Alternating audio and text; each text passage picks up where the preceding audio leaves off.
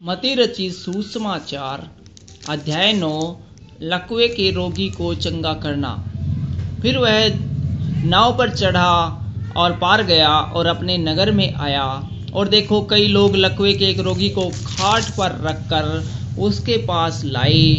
यीशु ने उसका विश्वास देखकर उस लकवे के रोगी से कहा, हे पुत्र, ढांढस बांध, तेरे पाप क्षमा हुए।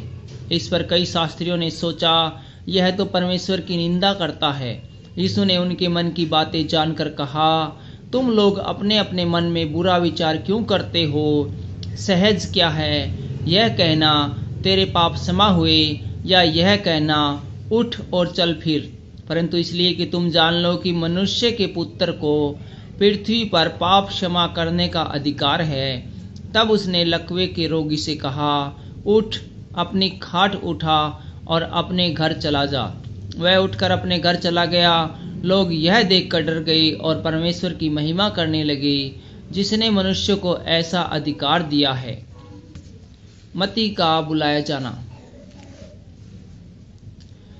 वहां से आगे बढ़कर यीशु ने मत्ती नामक एक मनुष्य को, जो महसूल की चौकी पर बैठे, देखा और उससे कहा, मेरे पीछे हो ले। वह उठकर उसके पीछे हो लिया।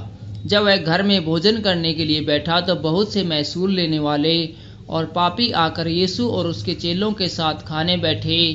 यह देखकर फरीसियों ने उसके चेलों से कहा, तुम्हारा गुरु महसूल लेने वालों और पापियों के साथ क्यों खाता है? यह सुनकर यीशु ने उससे कहा, वेद भले चंगों के लिए नहीं, परंतु बीमारों के लिए है। इसलिए तुम जाकर इसका अर्थ सीख लो। मैं बलिदान नहीं परंतु दया चाहता हूँ, क्योंकि मैं धर्मियों को नहीं परंतु पापियों को बुलाने आया हूँ। उपवास का प्रश्न। क्या यूहन्ना के चेलों ने उसके पास आकर कहा? तब यूहन्ना के चेलों ने उसके पास आकर कहा, क्या कारण है कि हम और फरीसी इतना उपवास करते हैं, पर तेरे चेले उपवास नहीं करते? यीशु ने उनसे कहा, क्या बाराती जब दूल्हा उसके साथ हो शोक कर सकते हैं? पर वे दिन आएंगे जब दूल्हा उनसे अलग किया जाएगा, उस समय में उपवास करेंगे। तेरे कोरे कपड़े का पैबंद पुराने वस्त्र पर कोई नहीं लगाता, क्योंकि वह पैबंद उस वस्त्र से कुछ खींच लेता और वह अधिक फट जाता है। और लोग नया दाखरस पुरानी मशकों में नहीं भरते, क्योंकि ऐसा करने से मशकें फट जाती है और दाखरस बह जाता है और मशकें नष्ट हो जाती है। परंतु नया दाखरस नई मशकों में भरते हैं और वे दोनों बचे रहते हैं। मृतक लड़की और बीमार स्त्री।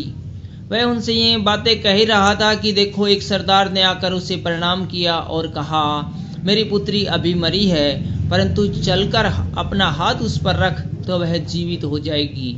यीशु उठकर उसके चेलों समेत उनके पीछे हो लिया।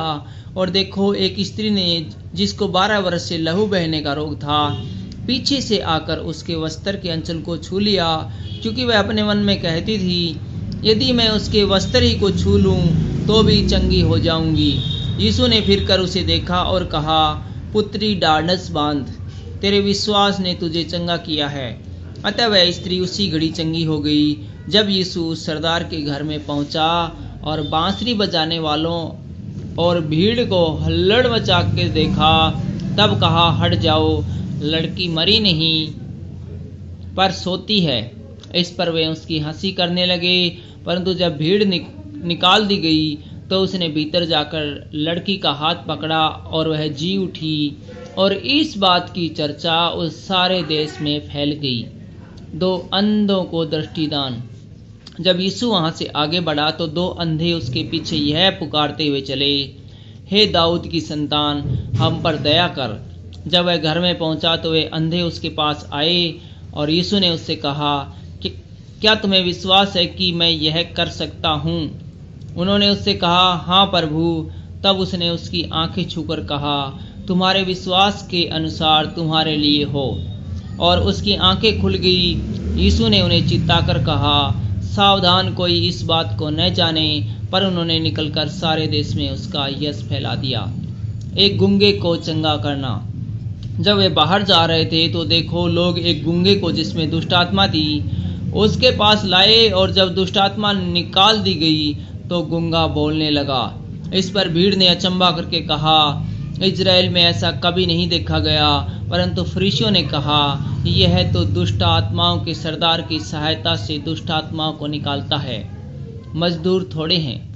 यीशु सब नगरों और गांव में फिरता रहा और उसके आराधनालयों में उपदेश देता और राज्य का सुसमाचार प्रचार करता और हर प्रकार की बीमारी और दुर्बलता को दूर करता रहा। जब उसने भीड़ को देखा तो उसको लोगों पर तरस आया, क्योंकि वे उन भेड़ों के समान थे जिनका कोई रखवाला न हो, व्याकुल और भटके हुए से थे। तब उसने अपने चेलों से कहा, पक्के खेत तो बहुत है पर मजदूर थोड़े हैं, इसलिए खेत के स्वामी से विनती करो कि वह अपने खेत काटने के लिए मजदूर भेज दे। थैंक